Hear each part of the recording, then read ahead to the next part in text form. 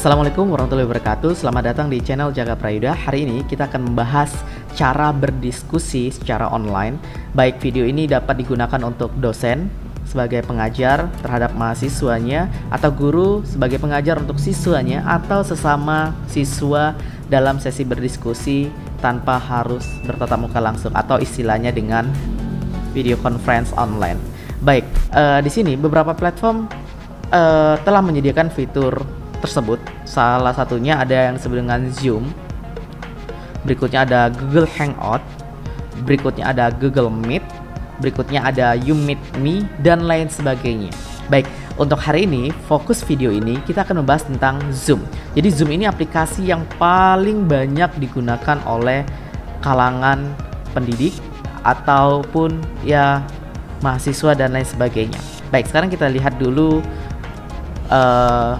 fasilitas yang disediakan untuk setiap level penggunaan dari Zoom tadi.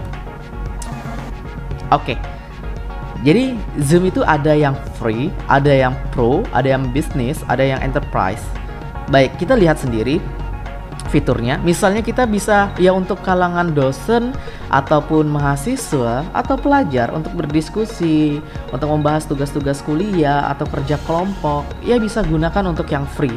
Kita ketahui bahwasanya yang free itu bisa menampung 100 partisipan. Jadi 100 orang bisa gabung dalam satu line gitu. Berikutnya, terbatas memang durasi waktunya 40 menit untuk melakukan meeting setiap grupnya. Oke. Dan lain sebagainya, ya ada video conference-nya, HD video, HD voice, full screen dan seterusnya. Kalau web conference fiturnya ini, kalau grup collaboration fiturnya ini. Jadi nanti kamu bisa akses semua informasi tentang Zoom ini di zoom.us/pricing. Baik, sekarang kita akan daftar aja yang free-nya. Kita mau lihat fitur free-nya itu sudah cukup tidak untuk kamu menjalani sesi diskusi online dengan teman kamu, atau untuk dosen mengajarin dengan mahasiswanya. Baik, sekarang kita akan sign up. Kita daftar dulu. Kamu daftarnya gunakan email. Pastikan email yang aktif, karena nanti untuk aktivasinya akan ada dikirimkan sebuah pesan dari zoom.us untuk ke email. Nih dia, ya, telah dikirimkan ke email tersebut, dan berikutnya kita buka emailnya. Oke, ini ada email masuk dari Zoom. Tinggal klik aja button activate account ini. Baik, catatannya untuk melakukan sign up ini ketika kamu ingin membuka sesi diskusi. Jadi kalau kamu sebagai peserta diskusi, kamu nggak harus sign up gitu. Itu aja jadi catatannya. Baik, saya isikan. Baik, untuk mengisikan password kamu bisa lihat ini. Password yang diminta itu 8 karakter minimal. Berikutnya terdiri dari satu jenis huruf kecil. Berikutnya terdiri dari satu angka terserah. Terus include uppercase dan lowercase. Jadi ada karakter besar kecil huruf. Oke. Ini ada suggest passwordnya kalau kamu menggunakan ini. Misalnya saya tidak gunakan itu. Oke. Ini semua udah terpenuhin.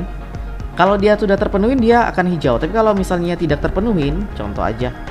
Tuh, ada yang tidak terpenuhin, tidak ada uppercase. Jadi pastikan semuanya terpenuhin sehingga kamu bisa gunakan. Oke, confirm lagi passwordnya.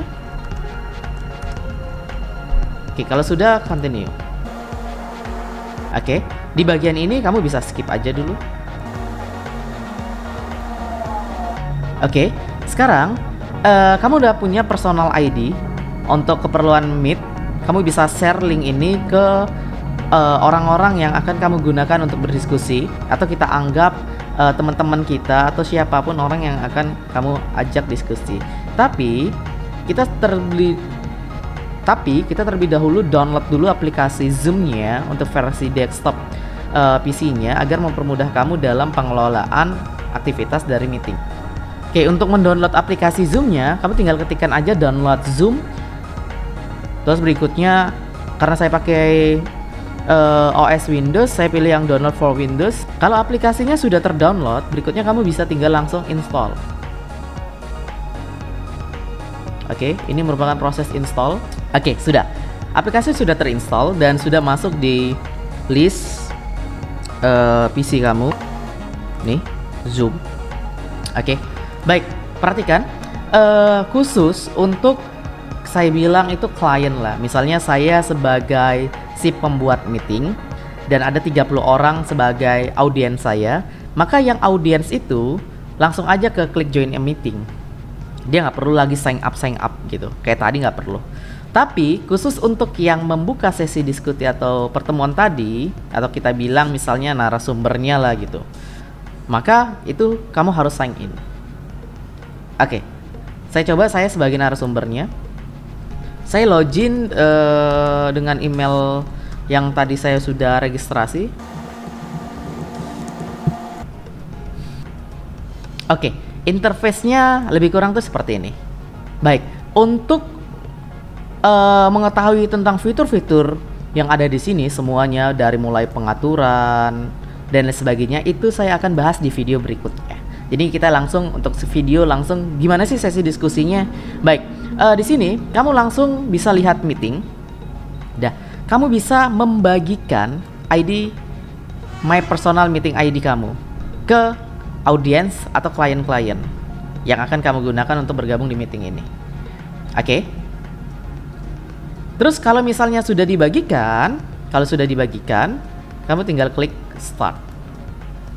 Ingat ya, ini prosedur untuk orang yang akan membangun sesi diskusi. Jadi istilahnya narasumbernya lah atau moderatornya gitu. Oke. Ini join with computer, bergabung dengan audio yang ada di komputer. Kalau ingin, silakan klik. Oke. Baik, ini sudah selesai. Ini video webcam kita. Untuk webcam ini kita gunakan untuk menangkap gambar kita. Baik, ketika saya aktifkan webcam ini, kenapa webcam saya nggak aktif? Karena di sini saya lagi merekam video tutorial ini menggunakan aplikasi Camtasia seperti ini, dan posisinya webcamnya saya aktifkan gitu. Ini webcam saya aktifkan. Jadi di sini posisinya zoom saya tidak merespon webcamnya gitu. Oke. Sekarang kita coba bagaimana seorang partisipan bergabung. Oke. Ini misalnya ini sayanya, hostnya. Sekarang saya mau partisipan saya bergabung. Baik. Oke, kita balik. Ini tampilan interface smartphone dari partisipan. Saya anggap ini partisipannya. Kalau aplikasi ini tampil di smartphone, tampilannya seperti ini bentuknya.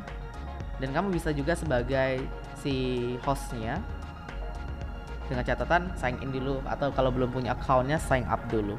Baik, sekarang langsung aja ke join. Oke, di sini dia meminta ID meeting 973-175-6202. Oke, kalau sudah langsung aja join. Baik, waktu si audiens melakukan join, sekarang kita lihat tampilan di kita. Oke, audiensnya di sini saya nih. Saya gunakan handphone saya. Jadi posisinya pada saat audiens tadi join, maka nanti tampil jumlah partisipan di sini. Dan kita ingin mematikan semua speaker dari si partisipan biar nggak bising gitu yang masuk ke kita bisa mute all gitu. Semua partisipan misalnya kita mute all. Itu salah satu fiturnya biar meredam semua informasi tadi. Baik, apa yang terjadi dengan interface yang ada di partisipan? Oke, ini tampilan handphone si partisipan. Ini gambar si partisipan tadi, di bawahnya ini gambar host. Kenapa nggak tampil? Saya kasih catatan karena saya merekam video ini dengan Camtasia dan webcamnya lagi aktif merekam wajah saya, maka webcamnya itu tidak bisa digunakan untuk penggunaan dari si aplikasi Zoom. Itu catatannya. Baik, sekarang sesi diskusinya kita lanjut dengan membuka sebuah aplikasi yang ada di komputer. Contoh, berikutnya kita ingin membagikan tampilan dari layar kita gitu. Jadi kita ingin menampilkan tampilan dari layar interface kita. Misalnya saya ingin mengajarin pemrograman. Jadi saya tinggal klik share screen. Terus ini aplikasi-aplikasi yang sudah dibuka. Oke, kayak di sini misalnya saya buka aplikasi Camtasianya, Screen Mirror, nih browser tadi dan seterusnya. Oke, saya akan ajarin untuk code seperti ini. Berikutnya langsung aja klik share. Jadi aplikasinya itu udah dibuka duluan, baru kita bisa share layar. Baik, secara otomatis tampilan kita akan berubah jadi interface layar kita, dan tampilan si partisipan itu akan berubah juga jadi interface layar code kita. Oke, ini contoh saya split aja. Oke, sisi kiri ini tampilan interface dari saya, sisi kiri. Sisi kanan ini tampilan dari handphone. Ini handphone kan? Oke. Sekarang kalau misalnya saya blok seperti ini, nah ini akan berubah. Kalau misalnya saya pindah kemari, ini juga akan berubah. Jadi kita bisa melakukan kayak gitu. Kebalikannya, partisipan juga bisa men-share screen yang ada di dirinya. Contoh, dengan catatan misalnya kita stop dulu, stop share. Berikutnya ini mode si partisipan, di bagian bawah itu ada share. Itu tinggal diklik aja share. Apa yang mau di-share? Tampilannya, screen-nya kah atau apanya gitu. Misalnya screen dari layar interface-nya. Oke, kasih izin. Saya buka Google Classroom. Ini tampilan terbaca nih. Nah, ini tampilan dari screen dari partisipan tadi. Nah, kayak gitu. Nah, kayak gitu. Terbaca semuanya. Oke, kalau dia mau nyetop screen sama seperti tadi caranya.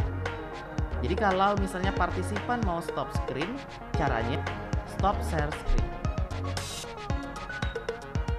Oke, ini partisipan sudah memberhentikan interface-nya. Oke, caranya lebih kurang seperti ini. Assalamualaikum warahmatullahi wabarakatuh.